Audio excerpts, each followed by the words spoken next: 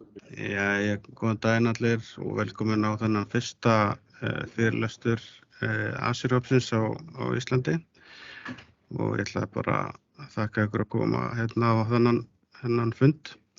Hann Stéfphane Eyskens, if I pronounce this. Yeah, it's okay. Ja, hann var hérna með hérna fyrirlestur hérna fyrir okkur, fyrsta fyrirlesturinn og I just wanted to say thank you, Stéfphane, for being here and sharing your knowledge. It's not given that you guys share your time like this. It's just wonderful. So I'll just give it to you and thank you again. Perfect, thanks. So I'll turn off the cam so you also my face. So I'll turn it on so that so that I can just share my screen and I'll make some of course demos and so on. So I'll first I can't share my screen, so I think you need to make me presenter first because I see the share button is grayed out on my side. Yeah, that's fine. Okay, so I'll share it. Tell me when you see my screen. Is that okay? Yeah, great. So I have a few slides and we'll go through, let's say, small demos. Okay, fine. So basic topic of today is Azure Container Apps. But maybe I will just introduce myself. So I'm an Azure MVP, working with Azure for quite a while now. I work in the IT industry for 23 years plus, so I'm a kind of an old timer already. So and I would define myself as a Swiss knife cloud architect. So I cover basically infrastructure, application, and security. And that's really my day to day.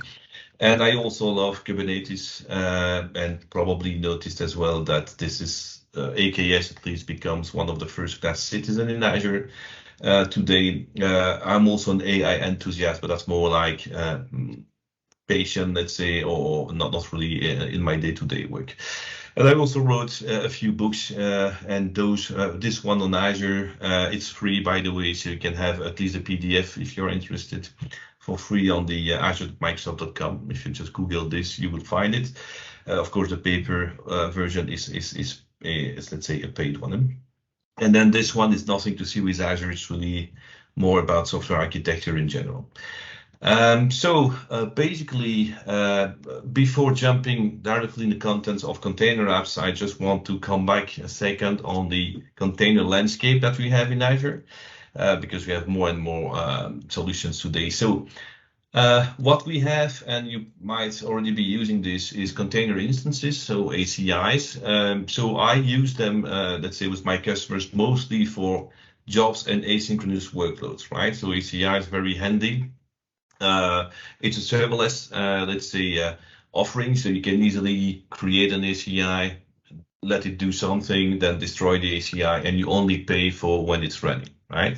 So what I like with ACIs is the fact that you can provide, or you can allocate, let's say, a lot of compute to a single container. So that's why it's quite convenient for resource-intensive jobs. As I said, it can be fluently created and destroyed. And it represents also the serverless part of AKS. So if you run AKS today with, let's say, Azure CNI, you can then leverage what is called virtual kubelets, which behind the scenes is Azure ACIs, right? But then they are driven by AKS. So there is another offering that is being used quite often as well, is Web App for Containers. It's ideal for lift and shift, like, for example, plain old .NET app, for instance, that you need to migrate. Maybe that app today still requires some GAC, global assembly cache stuff that are on the OS level and that are not available by default, let's say, for instance, AKS with Windows behind the scenes. So this is the kind of things where you have these kind of use cases where Web App for Containers can be also used. Else it can also be used to start your container journey because it's quite easy, and both options are actually quite easy to get started with. So then of course you have container apps. We'll dive more into that, of course, in a few minutes, but basically it's ideal for microservices because they are baked by Dapper and KDAP. So I'll come back to these two products. And basically, that's also a fully serverless offering, which actually allows you to bring your own VNet. Okay, so Red Hat OpenShift, so that is an alternative to AKS basically. So it's full container orchestration, also with Kubernetes, of course, behind the scenes. And the added value of Red Hat OpenShift is that they abstract away some of the underlying complexity of Kubernetes. That's of course the added value, let's say. Then you've got AKS. So AKS, of course, it's fully multi-purpose container orchestration baked by Kubernetes. So Red Hat OpenShift is also multi-purpose, of course. And now, let's say we can say that the clusters are partially managed by Microsoft, right? It's not as managed as, for instance, container apps or container instances, because you still have to upgrade your clusters yourself. So you still have operational overhead that is not neglectable. But of course, you have much more control, let's say, of what you deploy, how it is deployed, let's say with AKS, for instance, and with container apps. And then you have, of course, container registry to store your container images and do some tasks, automated tasks, and so on. That's a bit the container landscape. So if I rank them by complexity, I would say that the easiest to get started with are container instances and web app for containers, because you don't need to know anything, basically. You just need to know how to build a Docker file, and then that's about it, right? Container apps, I put them more complex, and the reason why I consider it more complex is just because they are richer. So if you want to leverage them to their maximum extent, then it's of course more complex than ACIs or web app for containers. Red Hat OpenShift, right? So it's of course a full orchestration system, so it's more complex than these three, but I still consider it less complex than AKS because this OpenShift, let's say, layer on top of Kubernetes tries to actually make your life simpler, right? And AKS is by far the most complex one, not only because you have an additional overhead, operational overhead, but also because, of course, that's a Pandora box. So it's not AKS itself, it's just Kubernetes, where when you open that door, then you have a lot of ecosystem solutions like service meshes and so on. Istio is one of the service meshes that I use and that I know very well, but just Istio only is actually even more complex than Kubernetes. So you see, and then it's only one of the ecosystem solutions. So that's let's say why it's so complex, let's say, to go into that world. Okay, so container apps, it's basically then, as I said, serverless offering. So it scales from 0 to n pods or replicas. So basically, that's an added value, right? Because you can have workloads deployed to container apps. And if there is no work to do, then well, it's just not running, right? And that's why this is a serverless offering, is because, of course, you only pay when it's doing stuff. So we have then the built-in managed Dapper and Kida, and you have to bring your own VNet. So one comment that is already quite important is that for this VNet, well, the subnet that you will put your container environment in must have a /23 size minimum. So that's already huge. And I don't know about you, but on my side, many of my customers already struggle today because they run a bit short on IPs, on available IPs, and they have a big and bigger, let's say, IPv4 Azure environment. And of course, you should try not to overlap and so on. And so they try to spare IPs as much as they can.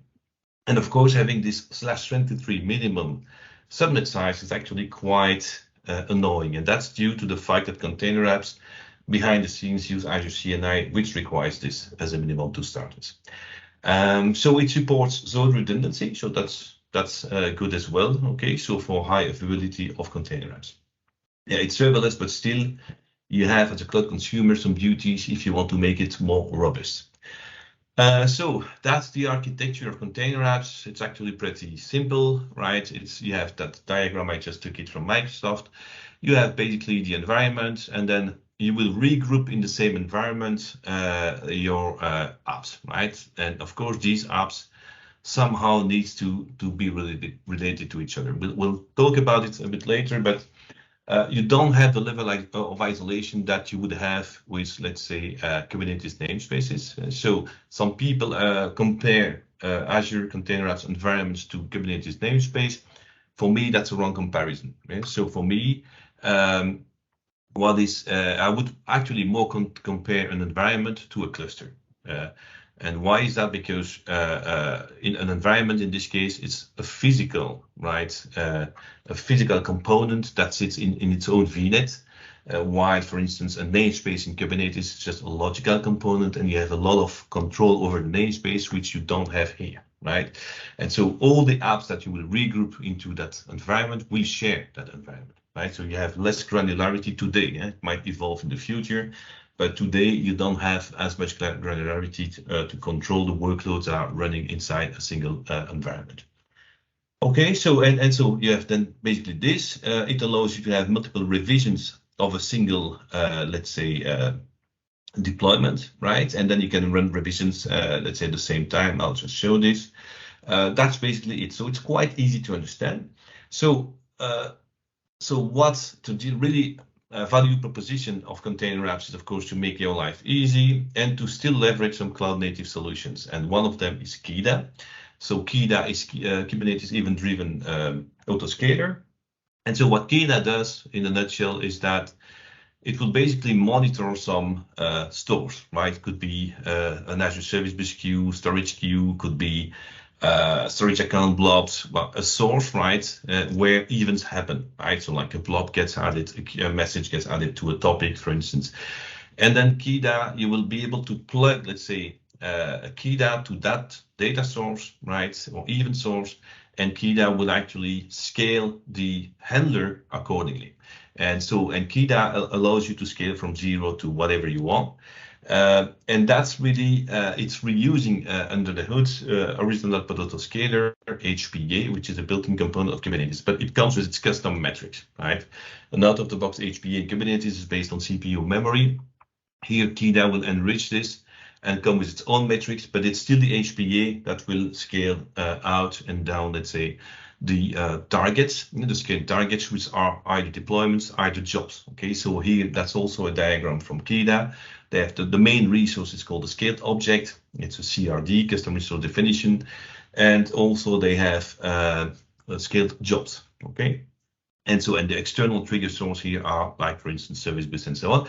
It's not limited to Azure, right? KIDA integrates with different cloud providers and a lot of stores, right? So that's one thing. So it's completely baked into container apps, meaning that upgrading KIDA and so on, then it's up to Microsoft, right? While, of course, if you would run KIDA, and I have customers running this, of course, in production today in Kubernetes, then it's up to you to monitor it, to make sure it remains highly available and so on. Okay, so that in this case, container apps, this is done by Microsoft.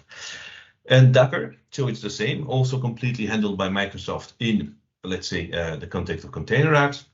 And Dapper is very rich. Okay, it's also a project that was, well, it's an open source project, but let's say managed by Microsoft mostly. And basically Dapper, what it gives you is to make an abstraction between the application code and underlying, let's say, infrastructure resources. And also it's multi-cloud, let's say, and you see it covers all these functionalities here. So service to service invocation. So basically Dapper can do service discovery.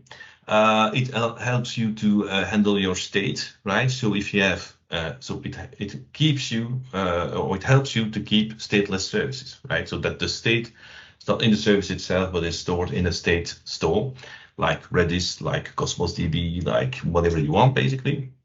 It also is ideal for publish subscribe scenarios. So it's also for microservices, basically Dapper, and of course microservices are often based on PubSub, right? Because to communicate, to exchange information across microservices, you often have queues or publish or topics and subscriptions. And then it also has like bindings, triggers, actors. That's actually something that was also part of Service Fabric Mesh behind, or let's say back in the days. Maybe some of you remember that. It's let's say, I would say it's dead today, yeah, but that came back, let's say, a bit with Dapper, this actors. And you also have some greater observability, secret management, and so on. So Dapper is part of container apps, but you don't have a full feature parity. Okay, so if you use Dapper yourself in Kubernetes, you can, of course, leverage completely Dapper. In container apps, it's only a subset of the Dapper features that are included, let's say, in the service. Okay, so that's maybe one of the shortcomings that we have today. So that's Dapper, Kida, these are the main solutions. So that's already it about talking. So let me go into, let's say, a demo, right? So basically what I did to gain a bit of time is to already create a VNet, to already create a container apps environment, because that takes about 10 minutes, right? So it's not long, but of course I would not waste 10 minutes of the talk on 1 hour just to provision this. So the environment, basically, you don't have much, let's say, things that you can see here, but you already see that you have Dapper components, for instance, that you have apps. So right now there is no app. And so in the Dapper components, you see it's at the level of the environment. Why? Because they are shared across apps that would be hosted in that environment. Okay, so that's important to keep that in mind. I already created one. I forgot to delete it. Anyway, doesn't matter. It's there. But basically it's an empty shell, right? That's the necessary building block to at least deploy one container app. So let me then go and deploy one container app. So let's say a demo one. So what I did already is that, so I have the environment, so I will just create a new app, okay, because that is quite fast. Container app. So I'll use the portal here just because it's easier for demo. Of course, you have full coverage of with Azure CLI, also Bicep, ARM templates, and even Terraform, but then using the new Terraform provider, which is the AZ API, which is something that allows you to basically consume the ARM resource directly, basically. So let me go here. So I'm going to create a container app, and I'll just call it simple web app. Simple web app. Okay. So I'm going to say this is the right environment. So in the app settings, you see, so you have like quick start images more. If you've never tested, you can of course try to do this, right? So Microsoft ships with a demo image. So here I'll just take a Docker Hub. So I will not. Did not integrate with my own registries, right? Because of course you have Azure Container Registry, will not change anything for the demo. Just what you need to know is that if you integrate with Azure Container Registry, you will have to use the username password of the registry. So enable the admin account of the registry, because managed identities to let container apps pull images from the registry are not yet supported by container apps. Same for container instances, for instance. So yeah, I'll just say, okay, I'll give it a name. And then this is Docker IO. And then the image, I think I built it this morning. Yeah, so this one. Let me see what it was again. Docker push. Okay, that was the image. Okay, so I'm gonna just take an image that is on my public registry. And so here, that's about it. Maybe take a bit more. And then you see that you have, of course, environment variables that you can inject. And again, all of that is available, of course, from Azure CLI or ARM. Okay, so here I should be good to go. I also will enable ingress. Okay, so that's an important, of course, aspect. So here it's a web app. So of course I want it to be, in this case, user facing. So I created my environment. I didn't specify this as an external environment. So meaning that you can access it, of course, outside of, so on internet, but you can also have an app environment that is only internally. It's a bit like the ASC, if some of you know, so the app service environments, we have external and internal. We have something similar with container app environments, right? So here I deployed it as an external one, meaning that I don't need, which actually most of my customers would not actually allow. But anyway, I don't need a WAF, let's say, in front of it and to make it available on internet, right? So here I will just say that I accept traffic from anywhere. It's going to be handy for demo. And the target port is the port onto which a container is listening to. So here's 80. You could say, wow, okay, 80. But on the other hand, since everything is Dapper enabled, it also means that you will have somehow MTLS within internal cluster traffic will happen over MTLS, right? So I'll just do this and create. So, okay, let's see. And so it should be available in a matter of, let's say, 1 minute maybe, right? If everything goes well. I don't have a plan B, so if the demo is scratch, let's say, or I mean, if there is a glitch, then I will be stuck to this. Anyway, so you see it's already available, so I'll copy this. Normally, let's see the state. You see it's already provisioned. So here I have this, you can see your revisions. I'll come to that a bit later.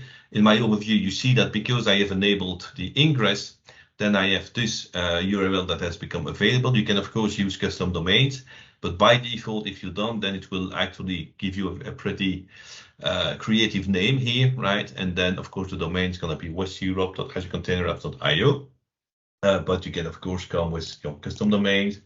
And then you see that that's, for instance, what you would have to add in your TXT records. So let me just Google, not Google, but Go. You see here, okay, that's running fine. And that's indeed an app that I basically took or did this morning. Maybe I can open another instance of Visual Studio because I'll also need this one. So yeah, see, that's something I just did before the talk. But it's just the default template of a web app, so nothing really fancy. And basically here, if I just go here, then I'll have, of course, the same result. It's just that this one here is already the second version of the app, but I'll show you this. But just let's see how it reacts, right? So here you see this is the same app, right? So I've just Dockerized it and then made the Docker build and Docker push. So now I have this app up and running. We'll come to logs and so on later with the more complex, let's say, scenario. And here what I can show you is, or what I wanted to show you is that you can actually have multiple revisions at the same time. So that's quite handy. And that's something that is heavily used in the Kubernetes world as well. So like to do, for instance, A/B testing or blue-green deployments. So to have traffic split between different versions of the same, for instance, service or the same web app, but it's often used in APIs. So if I just take this one and I say, okay, I'm gonna create a new revision. And this time I'm gonna say v2, and I'll take my, again, Docker Hub, and this is gonna be this one. No, that's not the same right name anymore. So that was this. What was it again? Sorry, let me just copy paste it. Yeah, okay, that's the one. Then I'm gonna take v2 in this case. And so here it means that I'm gonna have another, let's say, version of the same app, right? So I can maybe do one here. I'm gonna say add. Oops, sorry. Okay, I just put a wrong combination, doesn't matter. So let me just delete this one, doesn't matter. I'll just do here again, and I'll let the default, it's gonna be easier. So v2, and then Docker Hub, and then here. Okay, I'll just stick to the defaults, create. So if I do this, then it's going to deploy, let's say, the new revision. But here I didn't specify, or maybe I think I did not revert it. Anyway, you'll see. So you can have either one single revision at a time, either multiple revisions at a time. Then you can decide which revision is active or not. Okay. So here it should provision this new revision in a timely fashion. So let's refresh. Right. So and here, let me see. Yeah, okay, I reverted to one. So I can do multiple revisions at a time, right? And when I do this, I can also see all the revisions, active and inactive. So you see now that I have only one. Okay, it's failing. Nice. Okay, so must be the demo effect. Okay, back to life. Yeah. I know what it is. Okay, it doesn't matter. So I'll let you. I'll tell you after. So let's see here. So I do 50%, and then I will also put it active, and then I put 50%, right? And so now it should split the traffic across revisions. Okay, so when it's done, if I come back to the home page, then I will see, the two versions. Normally, more or less, it's never exactly 50% in this case, but see, so I should see at some point, it's now refreshing. I also did not specify any scaling. So it's actually, if you don't at least specify a minimal scale of 1, right, then it means that it will just delete your container, stop it, right? If you don't put at least 1 replica. So that's why I know it's taking a bit of time. Well, it's actually quite long even. Internet still okay, yeah. Okay. So yeah, okay, that's the one. So let's see. It's very slow actually. That must be demo effects. I just run the same before and everything was faster. I got the impression that it might be, and here it's always giving me the same right now. So yeah, you see, it's not actually going through the revision. So let me see. Maybe there is one that is failed. No, it's 50-50, should be okay. So yeah, let me go to, yeah, normally it should just do it. Yeah, okay. So it's still the early days of the service, as you can see, because here it's configured correctly. So it should show me this one, and then it should have showed me the one with, I just added again, I forgot the N in the second version. You see, but now it sticks to the first version for some reason. Okay, well, anyway, I will not spend too much time on this. Normally, you should be able to see the logs, of course. So if I just go to my then revision management and I click, for instance, here, you can have all the logs, right? So there might be some issues right now, but we'll go to the logs for the next demo. Okay, let's give it a last try just to see if it's still, no, you see, and it's taking too long. So I've got the impression the container is crashing and is restarted behind the scenes. Okay, anyway, let's, or maybe, you know what, I'll do something different because that must be linked to the scaling. So let me just, go to the scale, few details, because I've got the impression it's just stopping it almost immediately. So that's why, so let me put a scale of minimum 1. I think that's what makes it a bit restarting, stopping the container. So I'll just do this, and then once it's done, I'll just do the same for the other revision. So let's first see if that's, yeah, you see it no did another one. So is it going better now? Just to see. Yeah, you see here, okay, there is one. Yeah, it's really doing one 50-50. So that's the one that I just scaled to 1. And now you see it's a bit slow when it tries to go to the other one. So it's because there is no scaling. So let me refresh. And if I, yeah, you see it stopping, starting anyway. And of course here, okay, that's the one. Okay, so maybe I should, anyway, well, you understood the principle. I will not spend too much time on this, otherwise. Well, we have 4. You see it stopped. So you see, whenever you, of course, deploy a new revision or change something in the settings, it will restart it, right? Okay, anyway, let's go to the next one because I think it will never show me what I wanted to show you. Okay, it doesn't matter. So just you should know that there is traffic splitting available. Just don't forget to put the scaling to at least 1 for web apps, let's say, yeah, because they are basically supposed to be always up and running, right? It's not event based. Okay, fine. So let's then go to the next demo, and hopefully this will happen better. So this is actually this application here, right? So so it's a small microservice application that I built for, let's say, actually for the book that you saw earlier.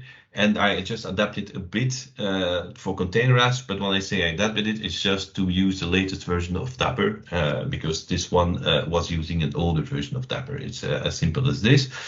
And so basically what this application has is 3 services.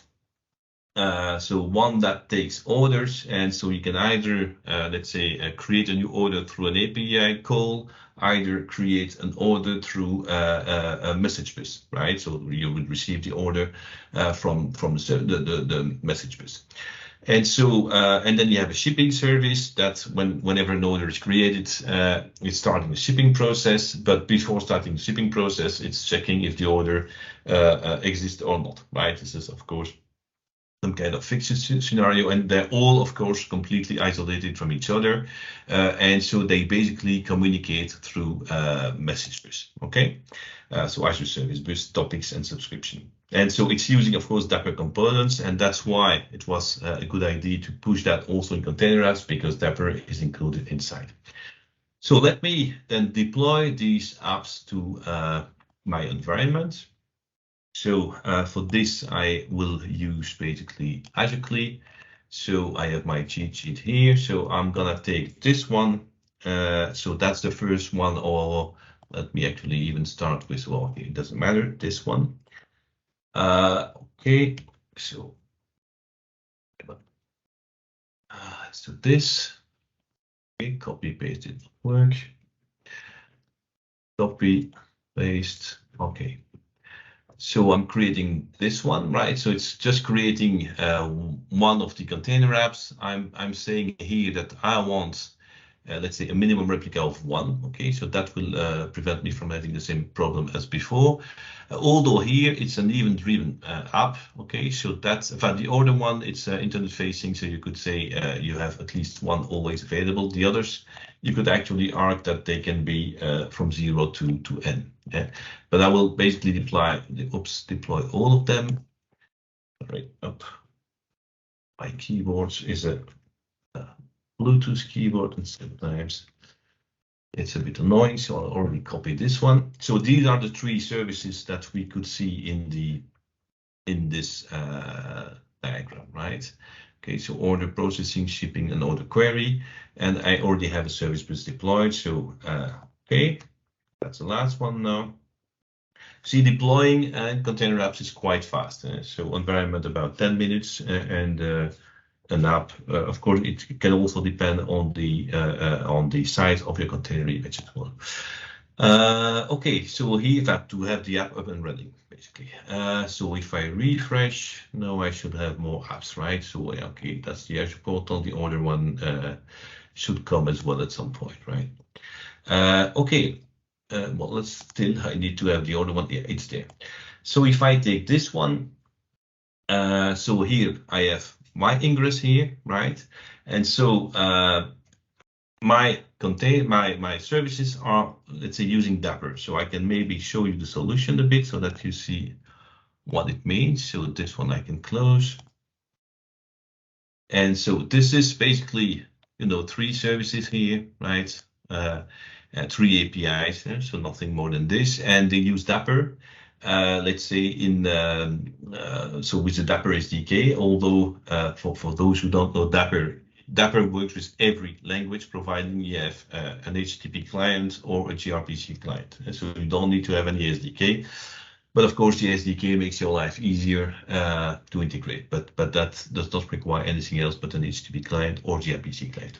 So, and here you see, so I'm just saying, okay, for this topic here, let's basically, that's a process order that channel, basically, coming from the service bus.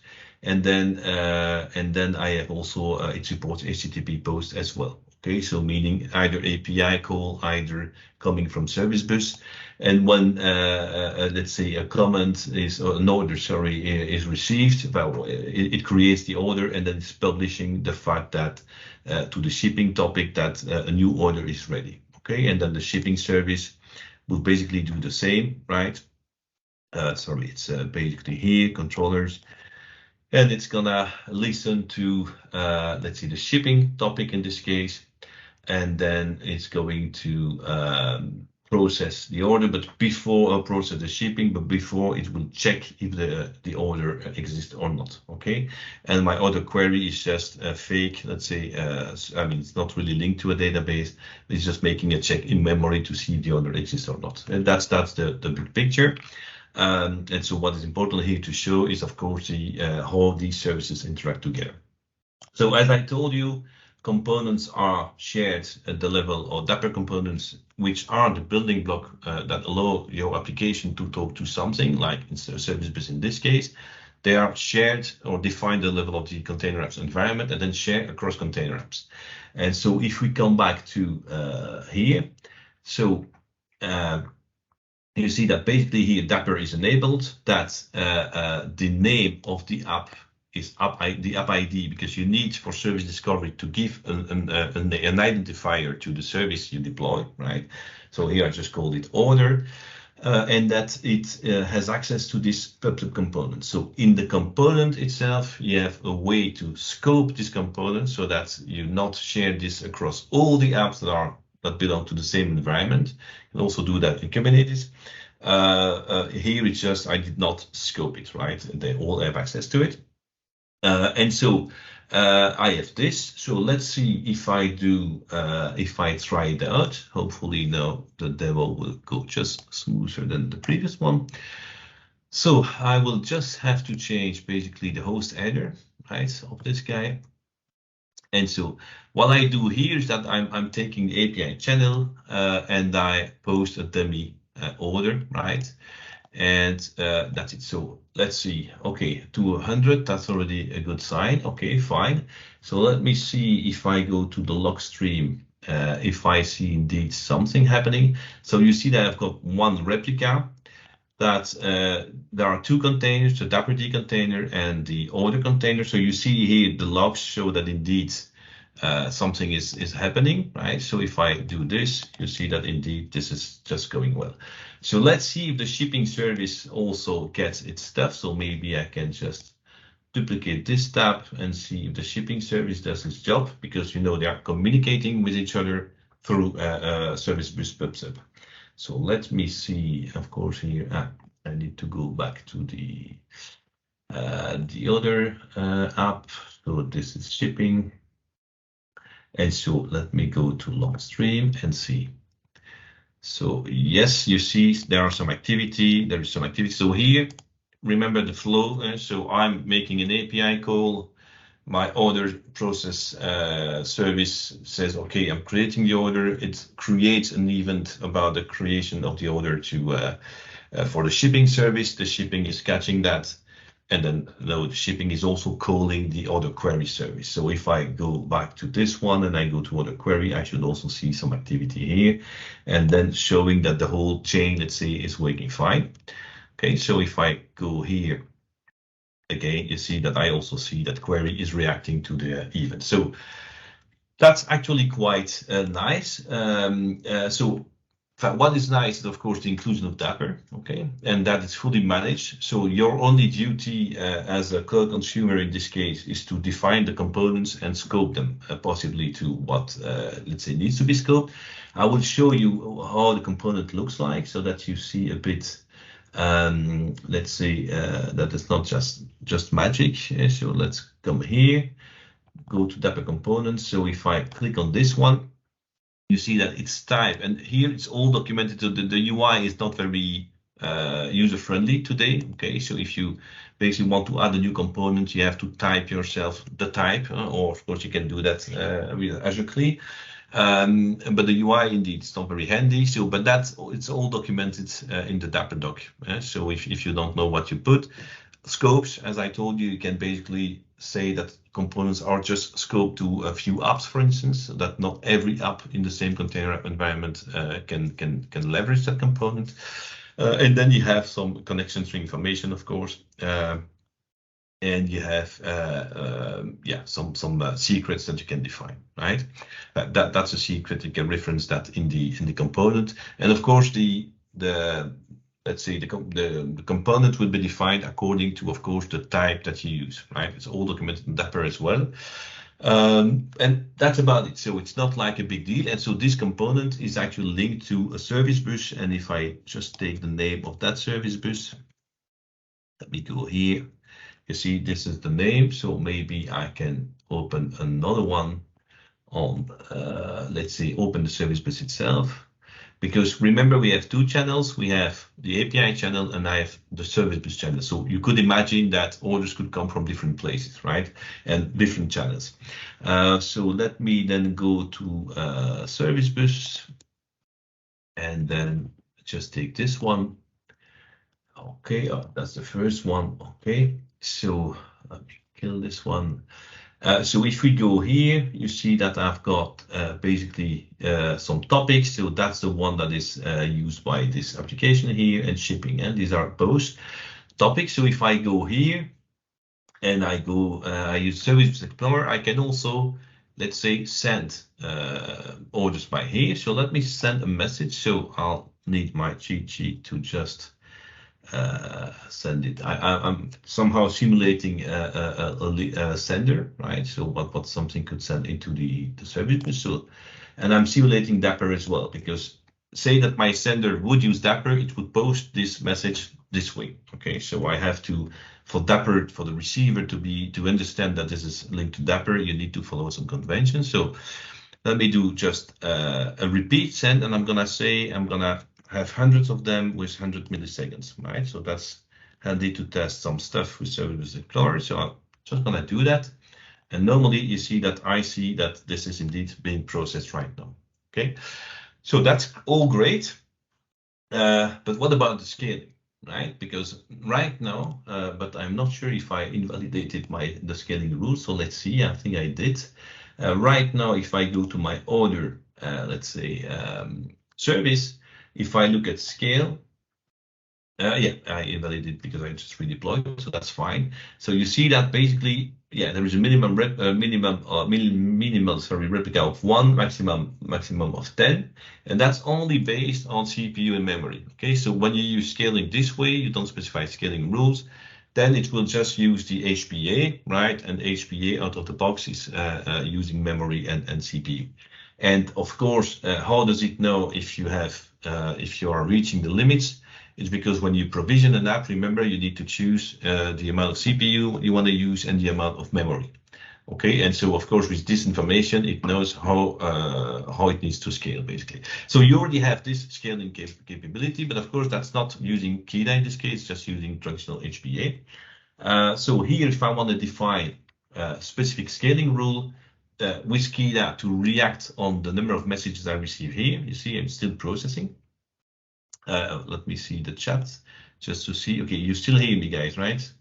Okay, fine, you're still there, because I saw something in the chat, so I was not sure, but it's not the same chat. Okay, fine. So you see, but then here I still have a single replica. Okay, so which is then not ideal, because in case it really starts to load, to have a high workload, then I'll have an issue. So what I'll do here is basically create a scaling rule. Okay, so in your revision, you can also then change the scale, and I can add a rule, right? So first I need to add a secret. So let me first add the secret. So and I have my cheat sheet to get the this secret. So this is the secret name that I'm gonna use, right? And then I'm gonna put the connection string here. So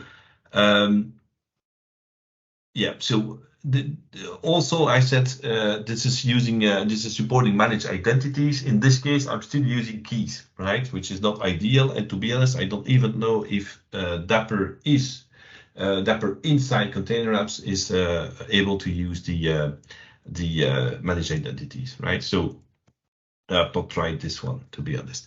And also, I don't have today a customer running this in production. Okay, it's just exploration phase at this stage. And I'll also tell you why, for me, it's not yet completely production ready, at least for large companies. But okay, we'll see that later. So let me create this secret. Fine, so we have this. And then I'm gonna create the scaling rule. So that's fine. So secret is there, fine. So let me go then to my scale, and so edit and deploy. And if I well, I'll just call it bus, whatever needs to be. Oh, sorry. In oops, the revision I can actually leave it empty. I'll actually go here. Okay, so I'm gonna call it bus. So I'm create a new rule, and I say it's custom. So basically, I take custom for everything, unless if it's really HTTP. So the type, the rule type is gonna be HTTP. I forgot to make it. This is the one. Okay, Azure Service Bus. Okay, and so the authentication, because it needs, of course, to authenticate, right? So I'm gonna take this guy, the secret I just created, which contains connection string of my service bus. I'll call it connection.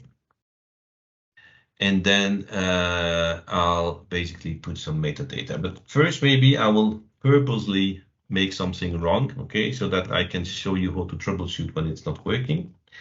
Message counts, yeah, okay, add, oops, that's not what I wanted to do, not yet, sorry.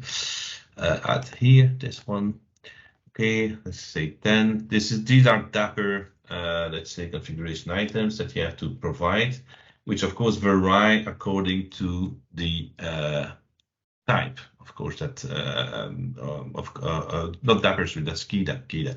That's KIDA parameters that vary according to the scaler you use. So subscription name, so that's gonna be order. Yeah? So that's the name of my Dapper subscription. And this is topic name, which I called Dapper, right? Okay, so that's basically the config. So I'll just do something maybe wrong, which would be, what could I do? Well, actually, let's just specify a wrong parameter. I think that would be enough to make it, to screw it up a bit. So let's see, I'm deploying this revision. And so what we'll try now is that once it's ready, then I will basically push some messages again through Service Bus Explorer, as we've seen just earlier. So let me now see if I go to the log stream, and so we'll see if it scales by the number of replicas here, right? So I'll just send again some. I'm not yet on the. I'm not anymore on the service bus. Too bad. Oh no, it's here. Okay, good. So I'll just resend some messages here. Where are you here? No, this one. So this is the one. Okay, content tag, boom, boom. So I'll send some service bus here, repeat sends, and say 300 maybe, and I'm gonna say 20 milliseconds. So here it should, of course, go. That's revision is probably gone. So let me see here. You see, so it's processing that. So now what I want to see is, okay, does it scale or not? Okay, so I purposely put a bad name in the connection parameter. I think it's mandatory to call it connection. So that then should actually not scale. Okay, that's here. I want to see it. And so here you see that if KIDA works fine, the fact that I have a lot of messages should of course scale. My number of replicas should be more than one. Okay, and you see here that still I only have one. So I can always try to see what's going on. So if I go to revision management, click on the revision, then I can have a look at the system logs. Okay. And so, yeah, I forgot to tell this, but it's all linked. So when you create a container app environment, you have to associate it to a log analytics workspace. So all the container apps of that same environment will log, let's say, into log analytics workspace. And here the built-in links, let's say, that you have redirect you to that workspace. And so when you see here that I've got some warnings, and that's from now. And you see that it says, okay, error parsing service metadata, no connection setting given. You see, so I made this mistake on purpose. So it's just to show you a bit how to troubleshoot, let's say, when something goes wrong.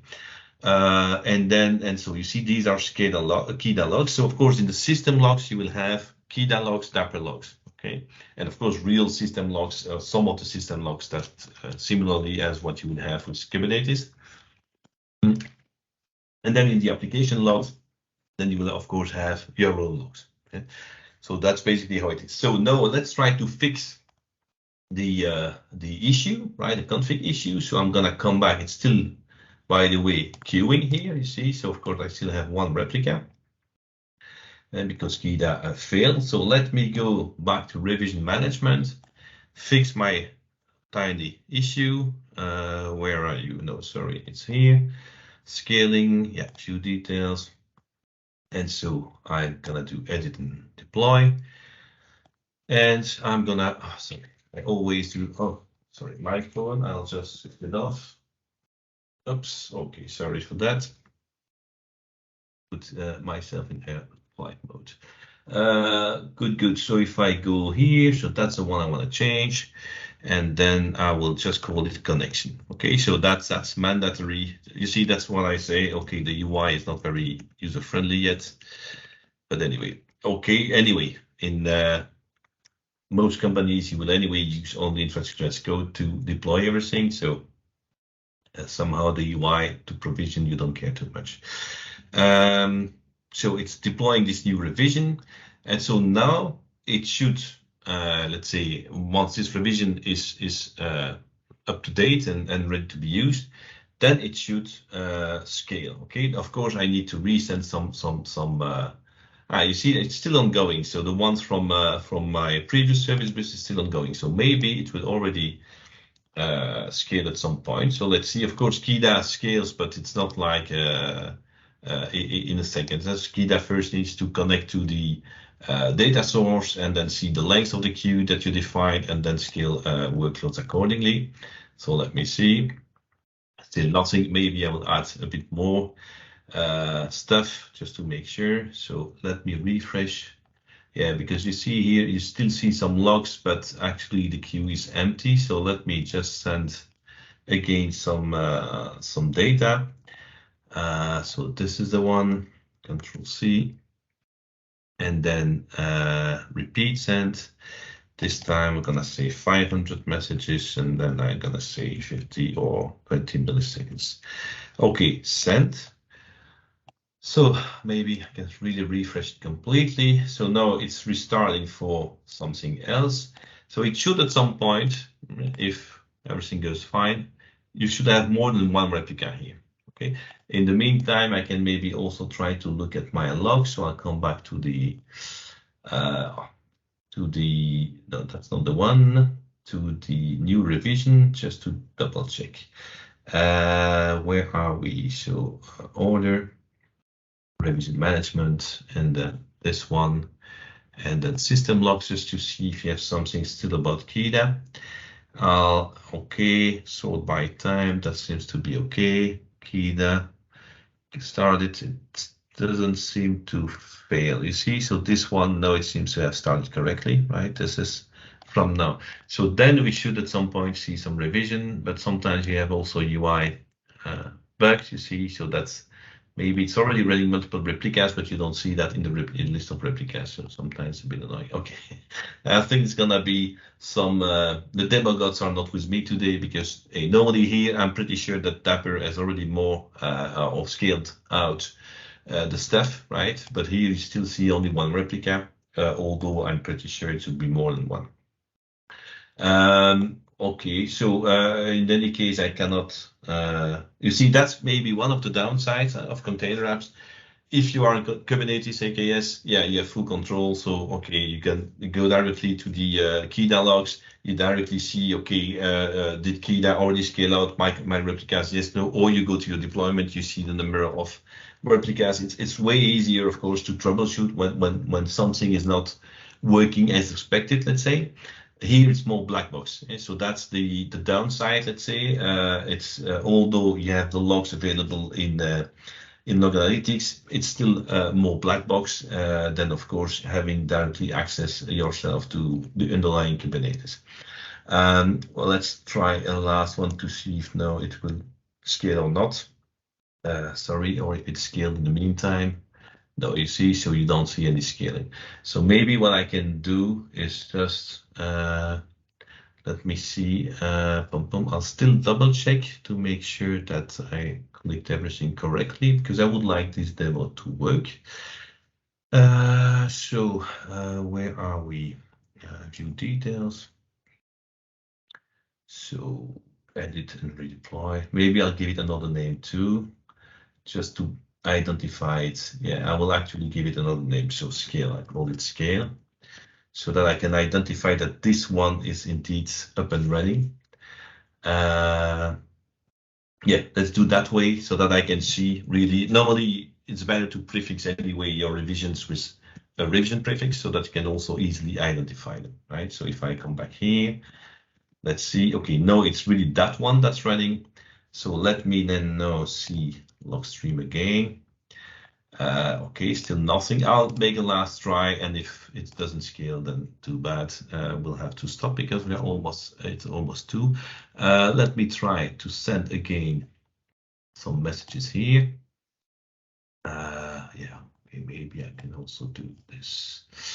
Come on, up, send messages. Is it still? Yeah, that's the one. Repeat send, and then I'll say 500, and then 10 seconds. Oh, 10 milliseconds. Yeah, it's sending. So now let's see. Last attempt to see if that scales or not. Yeah, it seems that it won't scale. So yeah, although in the logs you could not see any issues, so that's really weird. Okay, anyway, I think we'll wrap it up. Revision, let me just see again. Oh, no, sorry, that's the simple web app, not the same. Order, yes. Revision management, scale, okay. Still at last, really check this. See if there's any KIDA issue. Yes, okay, it's still failing for some reason. Okay, well, anyway, then we'll not spend time. But so it's normal, it's not scaling because you see it. Okay, so here, yeah, you know what? I'll not troubleshoot it now. So it seems that I forgot something, but okay, it's normal. We don't see replicas because you see it's just. Yeah, I see what maybe went wrong. Okay, fine. Anyway, I think it's better to wrap it up now. Let me then go here. Okay, so if we then see, so why for me it's still not really ready for production, although it is GA, but let's say production in, let's say, larger companies, is the fact that you have on the security and monitoring bits, it's still a bit light. And so monitoring, as you could see, you have dedicated or shared log analytics workspace. Of course, you could share a single workspace across container apps environment. So that's so far so good, I would say. The built-in logging, that's just what I showed you, system. I didn't go to application logs, but you have something there.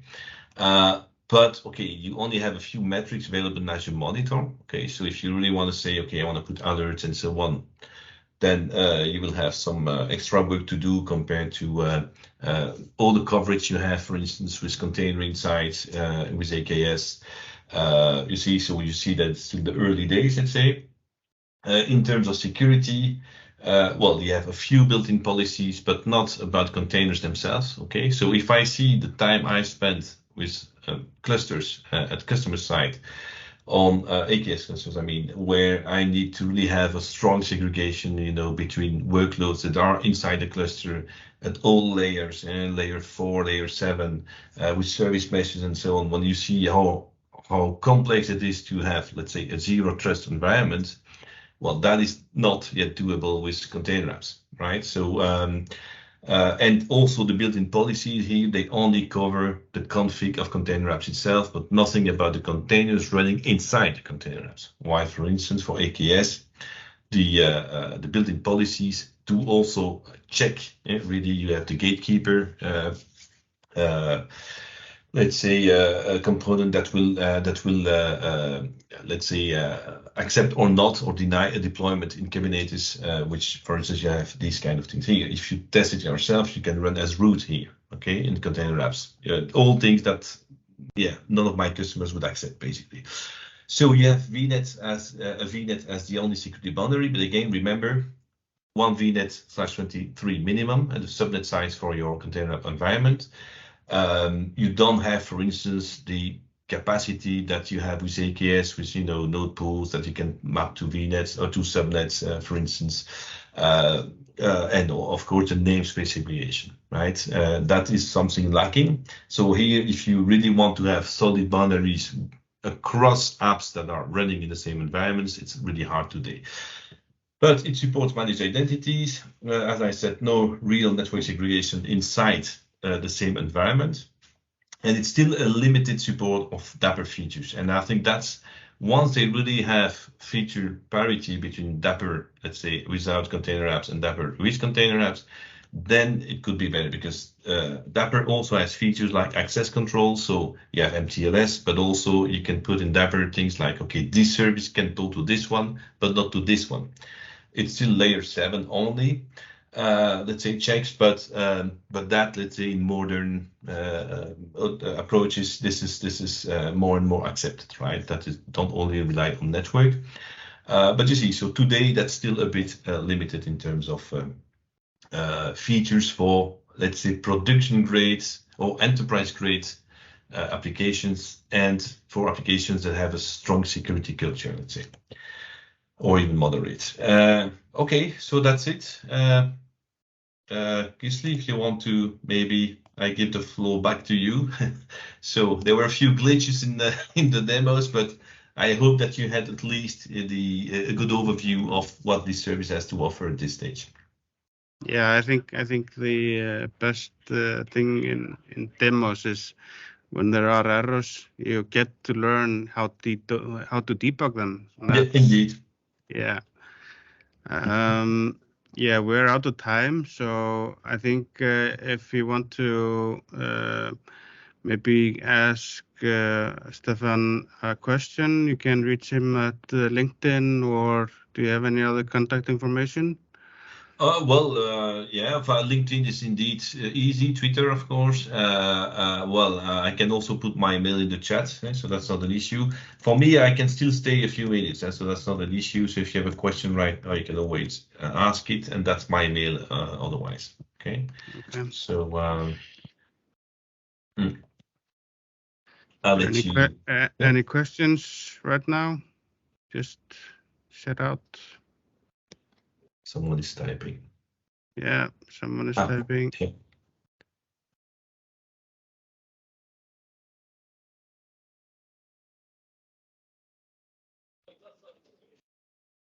I think it's just best to unmute the mic and just ask the question. Yeah, maybe indeed you can. Yeah. Okay. Okay. Yeah, actually, yeah, well, indeed, that's a good question. Yeah, because I think that I was indeed comparing both normally in the session. Yeah, I actually jumped maybe too much into container apps themselves. So, container apps is really for microservices, right? That's really, they were built for this. Okay, that's why they include Dapper and also Kubernetes, right? Because it's heavily relying on event-driven workloads, right? Kida for the event-driven scaling, and Dapper for linking the application code to, let's say, components like Service Bus and so on, right?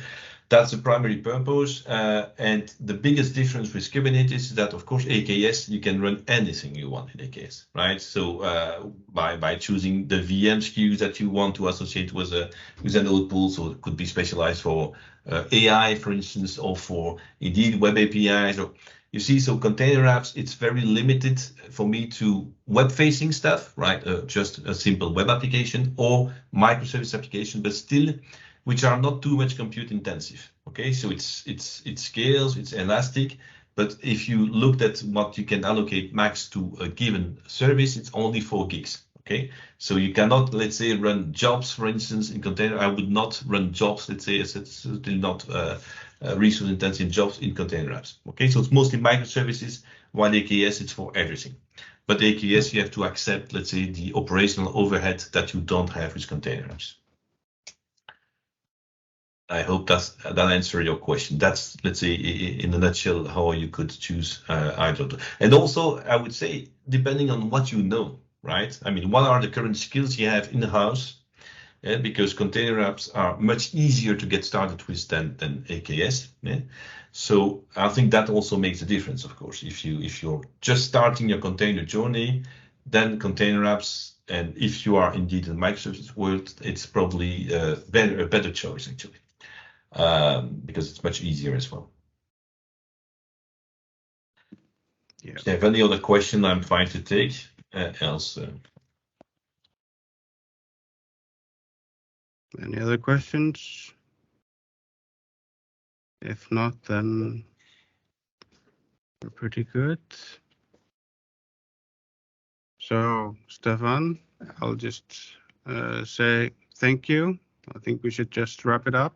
Yeah, indeed. And it was nice to have you. hopefully we can get you back sometime No soon. problem.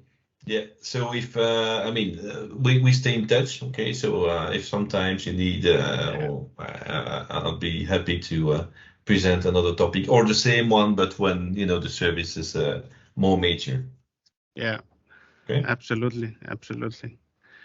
Yeah, would be nice to have it when it's fully functional, usable for more enterprise usage. Yeah. Or enterprise. Indeed. As you mentioned.